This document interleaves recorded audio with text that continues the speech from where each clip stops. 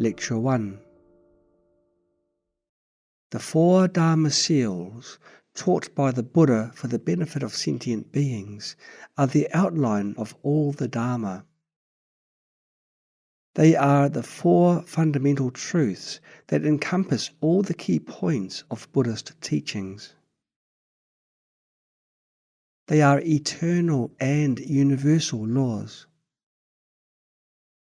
The Four Seals are: all conditioned things are impermanent.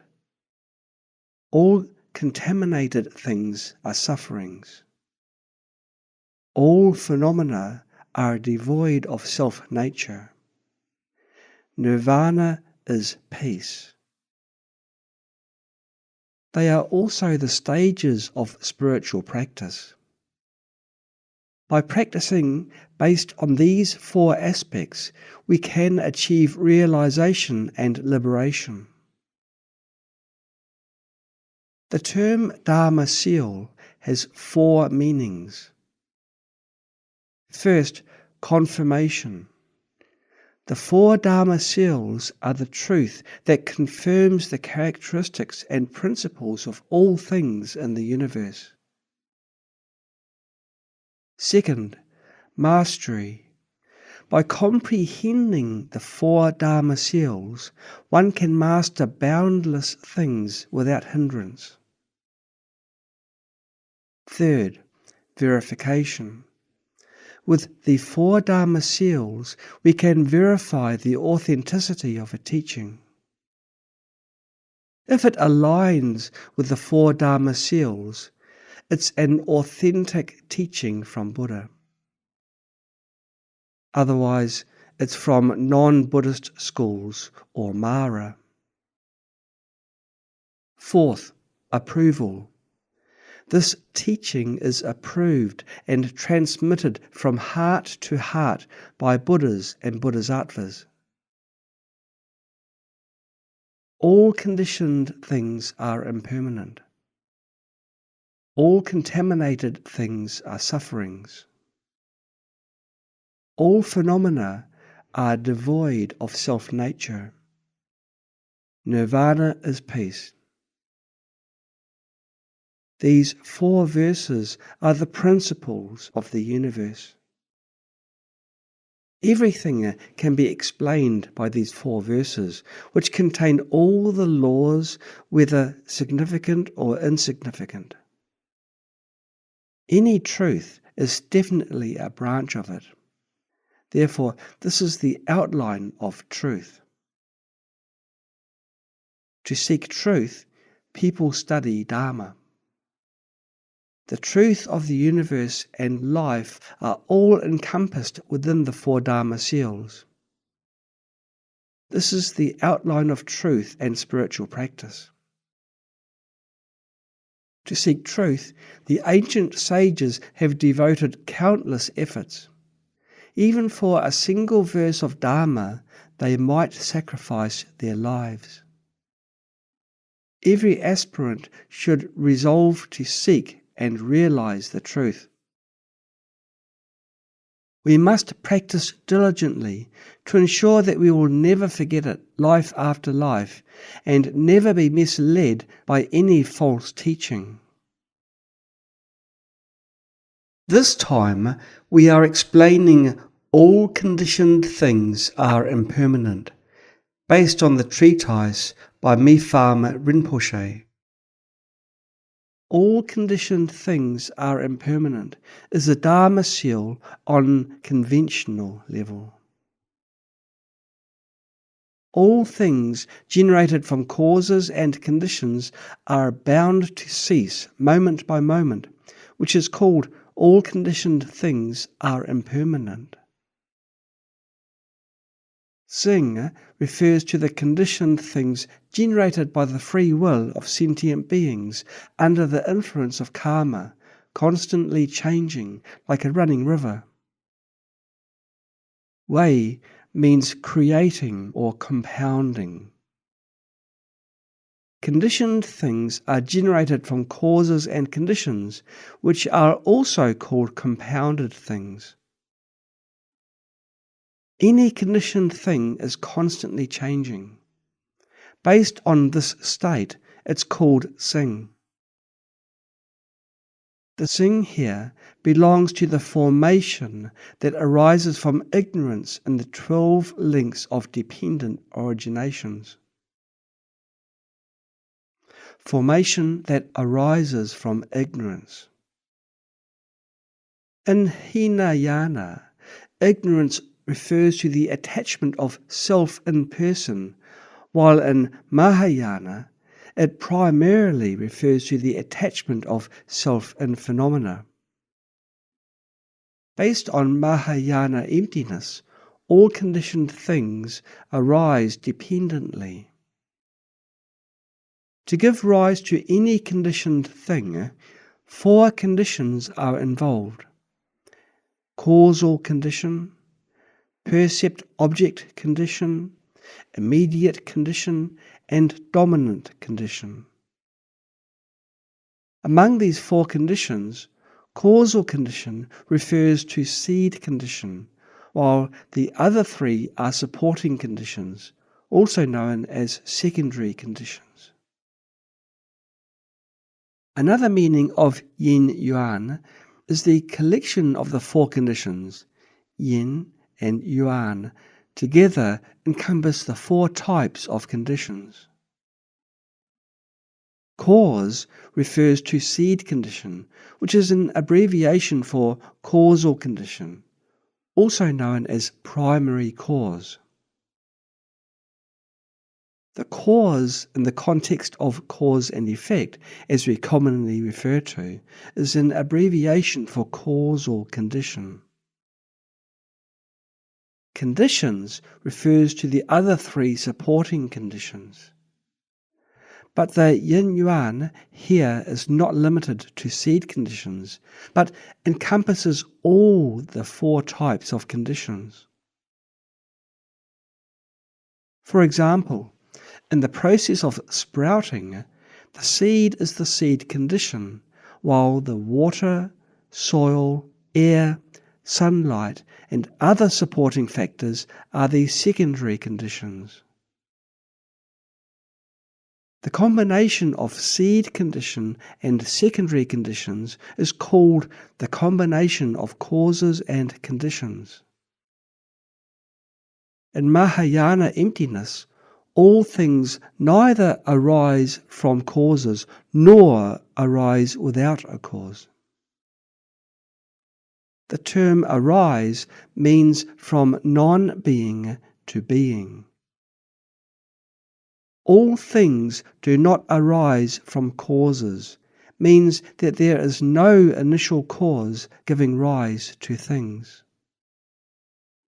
To be precise, all things do not arise without a cause, means that things arise from the combination of seed conditions and secondary conditions, rather than arising without conditions. Therefore, all things are neither unborn nor truly born, but born in an illusory way.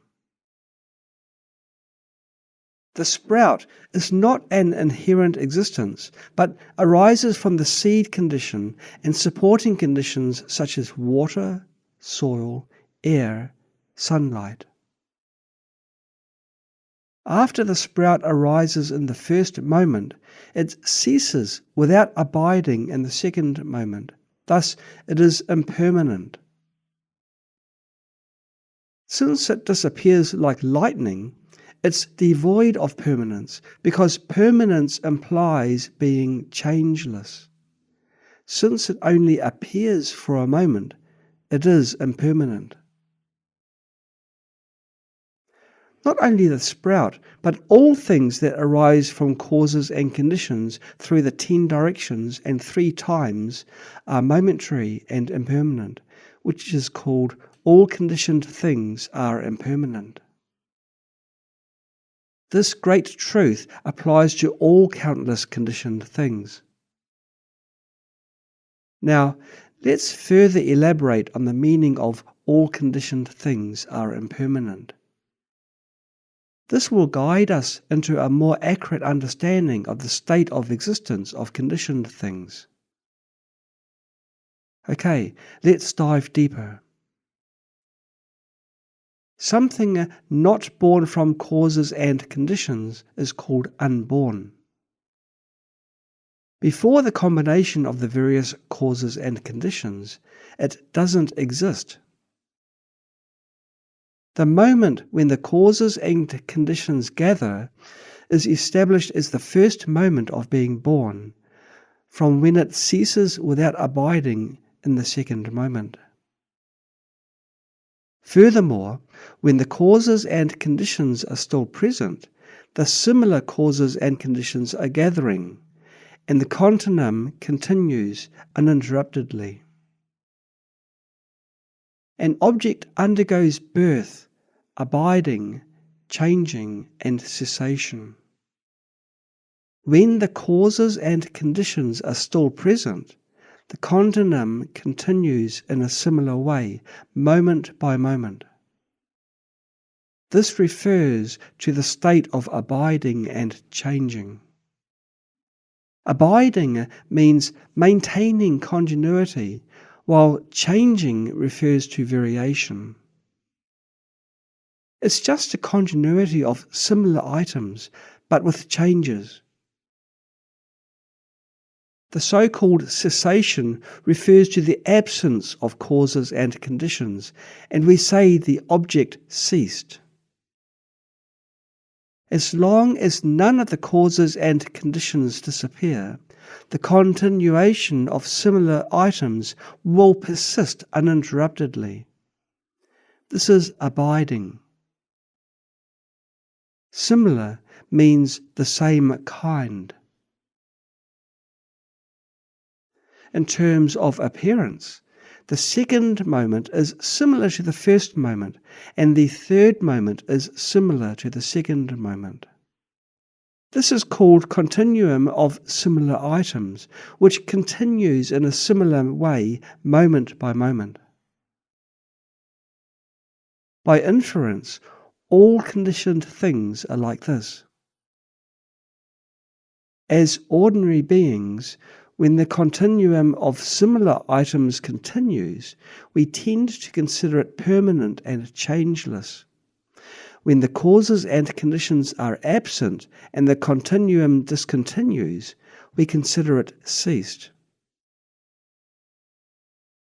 We cling to either permanence or nothingness.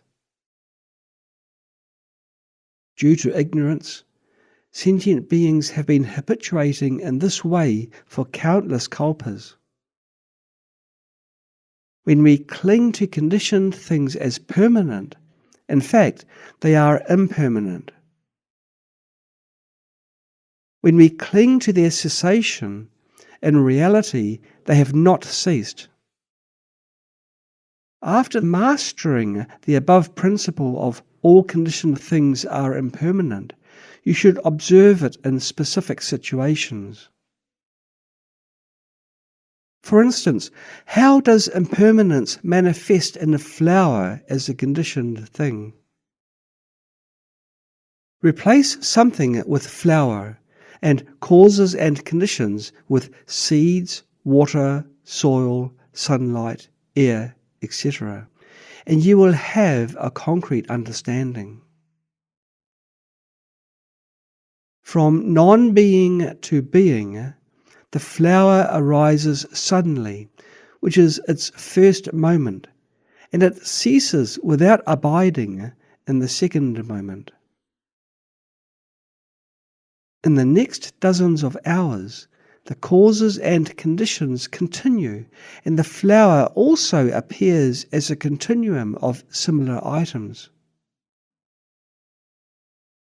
This is how a flower exists on a conventional level. Therefore, the flower is impermanent. This is the common law and common characteristic. all conditioned things are impermanent is a universal formula that applies to all conditioned things, which transcends the understanding of all scientists and non-Buddhist practitioners. Therefore, in the near future, Western scientists are sure to come to learn Dharma in groups. This truth seems simple, but not many people truly understand it. The above refers the common characteristic of all conditioned things, impermanence. Regarding this, we should recognize 2 points. Number 1, universality. Number 2, momentariness. Universality means it applies to all conditioned things. Momentariness means that things arise and cease moment by moment, without abiding in the second moment. Ordinary beings regard all things as permanent from arising to ceasing, which is just a distorted conception. It means that they have an illusion. Ordinary beings cannot distinguish the subtle difference between a former and a latter moment of a continuum of similar items, but misperceive them as one, leading to an illusion of permanence. This is also the most common illusion we tend to have, which arises constantly. Based on this, we should know that we cannot trust our perception and senses. Ordinary people tend to trust their senses, never realizing that there is already a problem at the source of perception.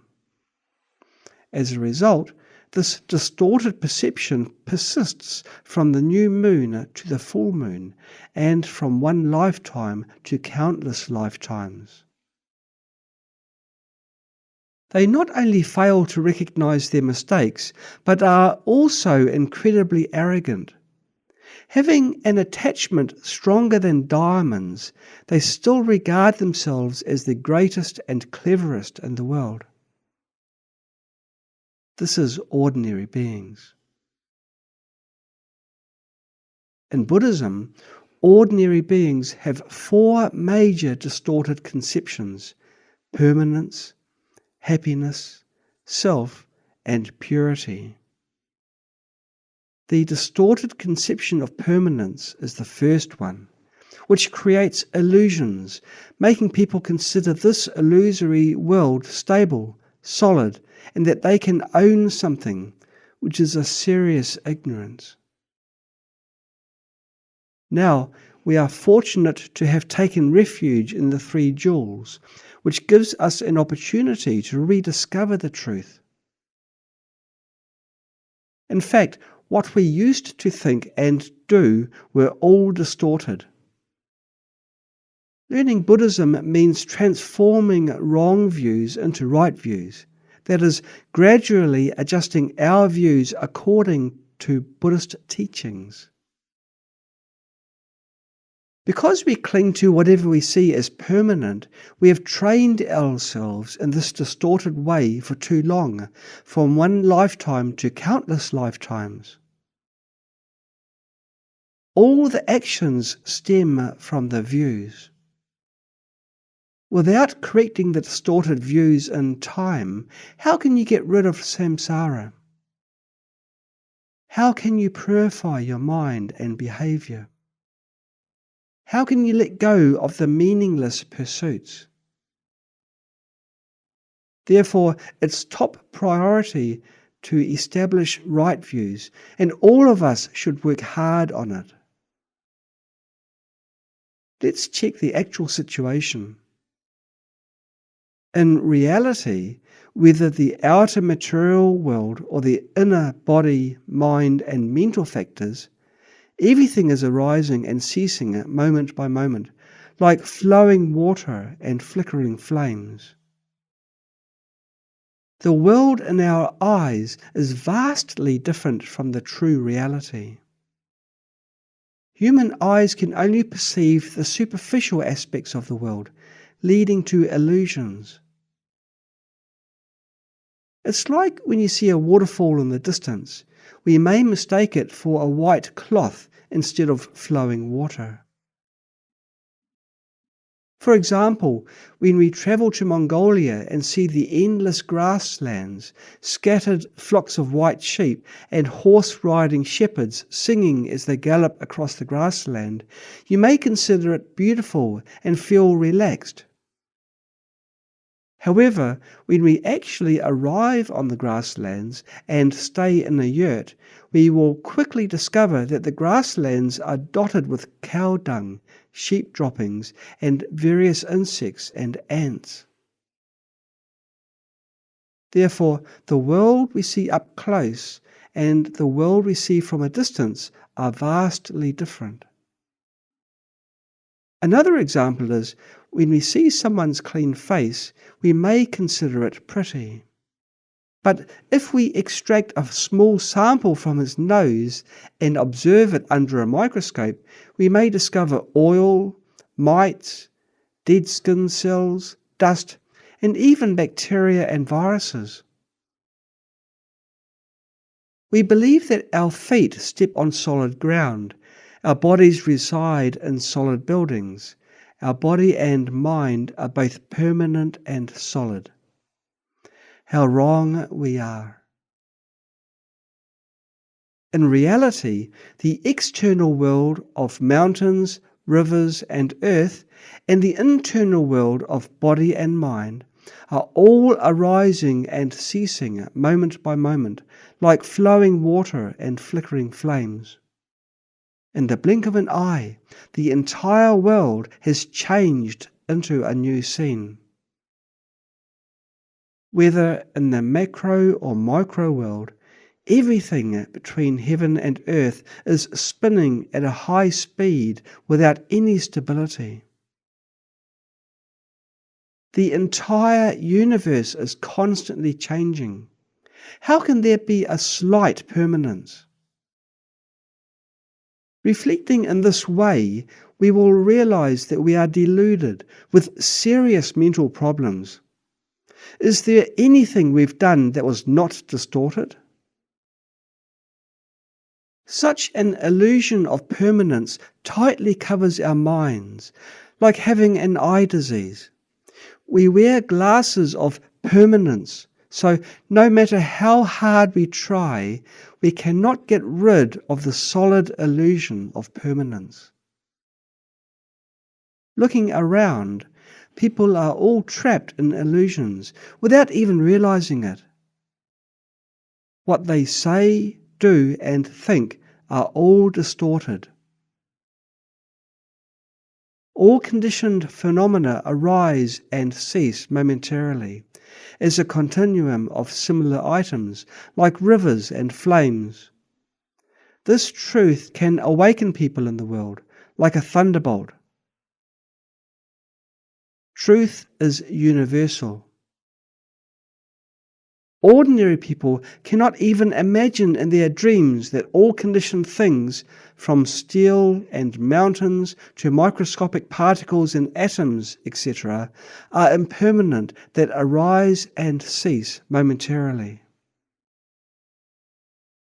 Only very few spiritual individuals, after learning this Dharma seal, can examine and realize that all things are momentary and impermanent. This is the formula of the universe, which is extremely solemn. In the past century, numerous great physicists have been seeking a cosmic equation and a unified field theory to unify everything. In fact, the ultimate solution can only be found in Buddhism. Where is the truth of the universe? In the Four Dharma Seals. Therefore, we should know that all phenomena, from clouds, lightning, bubbles to Mount Sumeru, no matter how long they abide in appearance, they are all momentary. In other words, no matter how long the continuum of similar items lasts, all things are equal in terms of being momentary. To ordinary beings, there seems to be a great difference among things in terms of characteristic. This is because we lack wisdom. In conventional reality, all conditioned things are momentary, which is a great unity. Clouds, lightning, and bubbles are fleeting and vanish quickly, while Mount Sumeru is a lasting phenomenon that appears changeless for millions of years. All conditioned things, from the most fleeting to the most lasting, are completely equal in terms of being momentary. Just like human beings, regardless of their gender, age, appearance, and intelligence, all share the same fate of death.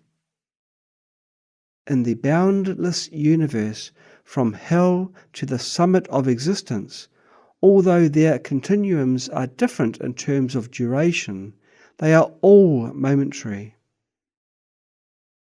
Therefore, by understanding subtle impermanence, we will know that everything in the world is just a momentary existence. In the above, we briefly explained that the conditioned things are vastly different in terms of duration, but equal in terms of being momentary. Therefore, there are similarities within differences and differences within similarities. That's it for today's lecture.